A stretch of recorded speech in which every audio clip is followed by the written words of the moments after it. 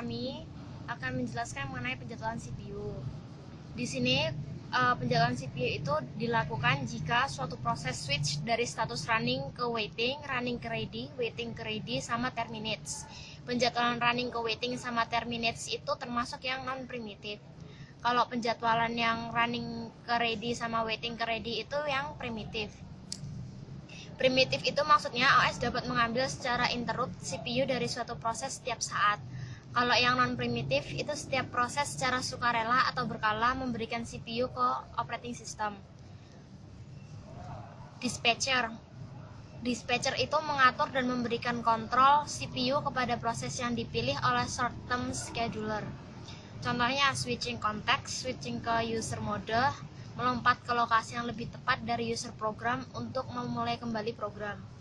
Dispatch latency itu ada waktu yang terbuang atau CPU idle, di mana dispatcher menghentikan suatu proses dan menjalankan proses lain.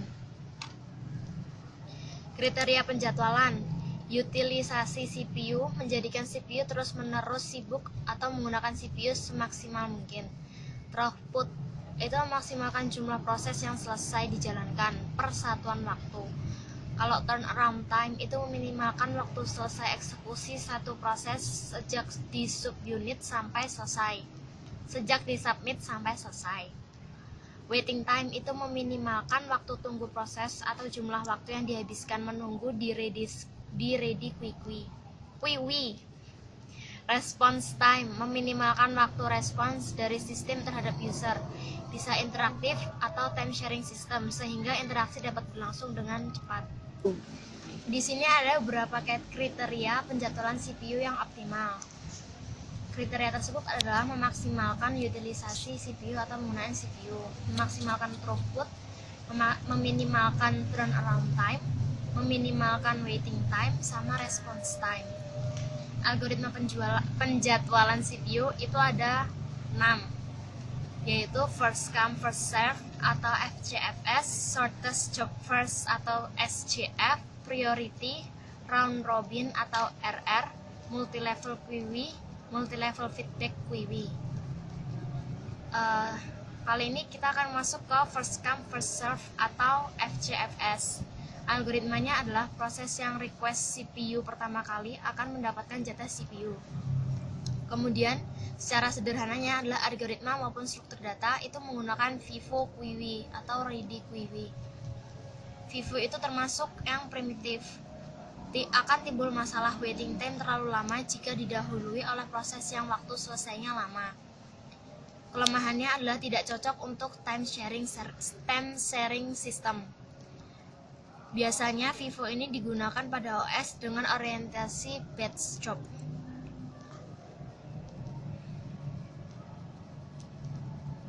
Shortest job first atau SJR. Penggabungan setiap proses merupakan panjang dari burst CPU berikutnya. Panjang tersebut digunakan untuk penjadwalan proses pada waktu terpendek.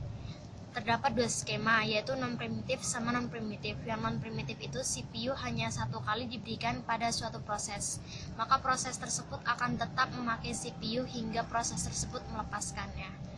Kalau yang primitif itu terjadi jika suatu proses tiba dengan panjang CPU burst lebih kecil dari waktu yang tersisa pada eksekusi proses yang sedang berlangsung, maka dijalankan primitif.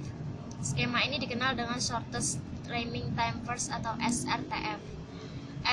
SJF akan optimal ketika rata-rata waktu tunggu minimal untuk set proses diberikan. Penjadwalan prioritas itu algoritmanya setiap proses akan mempunyai prioritas bilangan integer. CPU diberikan ke proses dengan prioritas tertinggi atau smallest integer highest priority. Primitifnya, proses dapat diinterupsi jika terdapat prioritas yang lebih tinggi yang memerlukan CPU. Non-primitifnya, proses dengan prioritas tinggi akan mengganti pada saat pemakaian time slice habis. SJF adalah contoh priority scheduling di mana prioritas ditentukan oleh waktu pemakaian CPU berikutnya. Problem atau starvation. Proses dengan prioritas terendah mungkin tidak akan pernah dieksekusi. Solution atau aging. Prioritas akan naik jika proses semakin lama waktu menunggu jatah CPU. Hai, di di sini aku mau ngantiin temanku yang tadi. Itu sekarang di round robin atau RR. Setiap proses mendapat jatah waktu CPU tertentu, misalkan 10 atau 100 milidetik. Setelah waktu tersebut, maka proses akan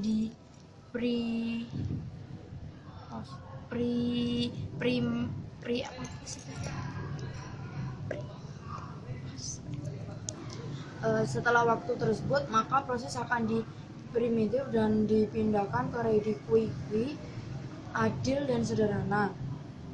Jika terdapat n proses di ready quickly dan waktu quantum milidetik, maka setiap proses akan mendapatkan 1/n dari waktu CPU.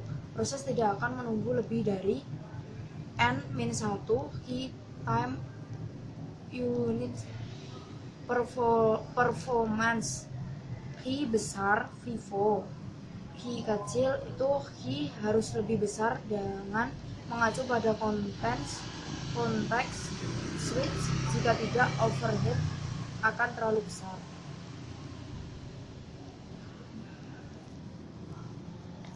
Penjadwalan antrian multi tingkat. Kategori proses sesuai dengan sifat proses: interaktif, respons cepat, batch, dan lain-lain. Partisi ready quickly dalam beberapa tingkat multi level sesuai dengan proses. Setiap quickly menggunakan algoritma schedule sendiri. Foreground process, background process. Setiap quickly mempunyai prioritas yang fix. Antrian multi tingkat berbalikan. Suatu proses dapat berpindah di antara beragam antrian. Perlu feedback untuk penentuan proses naik turun prioritasnya dinamis. Penjadwalan multiple prosesor. Penjadwalan CPU lebih kompleks ketika terdapat multiple prosesor. Prosesor yang homogen termasuk ke dalam multiprosesor. Homogeneous processor within a multiprocessor. Hanya ada satu prosesor yang dapat mengakses struktur sistem data. Only one processor access the system data structures, sehingga meringankan kebutuhan sharing data. Penjadwalan real time, hard real time system. Teks kritis harus sesuai dengan garansi waktu tertentu. OS akan melacak lamanya teks tersebut dieksekusi. Mudah dilakukan untuk OS khusus pada peralatan pemakaian khusus. Sulit untuk time sharing system, virtual memory. Penjadwalan real time yang soft real time system membutuhkan penggunaan skema prioritas multimedia.